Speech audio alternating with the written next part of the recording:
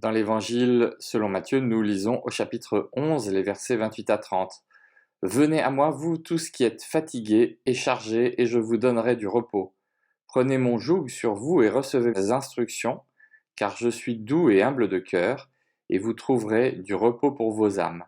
Car mon joug est doux et mon fardeau est léger. » Souvent nous connaissons ces versets, nous oublions parfois qu'ils sont les uns à côté des autres, ce qui rajoute du sens. C'est étonnant d'avoir d'un côté cet appel de Jésus à venir prendre du repos et immédiatement nous dire qu'il faut prendre un joug parce qu'on est fatigué et chargé, il va nous donner du repos, mais on doit prendre un joug parce que son joug à lui est léger.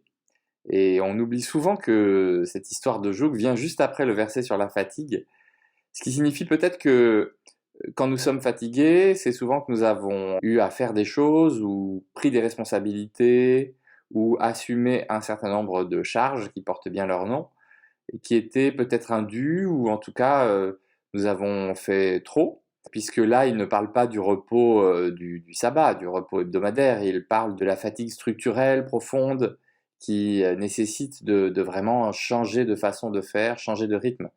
Finalement, l'enjeu, c'est de savoir qui est-ce qui pose un joug sur nous, qui est-ce qui charge notre vie, qui est-ce qui met du poids sur nos épaules. Le fait est que quand Jésus est au contrôle de ce poids qui est sur nos épaules, il peut nous donner des choses très lourdes à charger, mais à partir du moment où lui aussi porte ce même joug, qui est toujours un instrument pour relier deux personnes ou deux animaux qui tirent, eh bien, il les porte avec nous. Porter tout seul, finalement, c'est ça qui nous fatigue. Porter avec le Seigneur, c'est la solution. Bonsoir.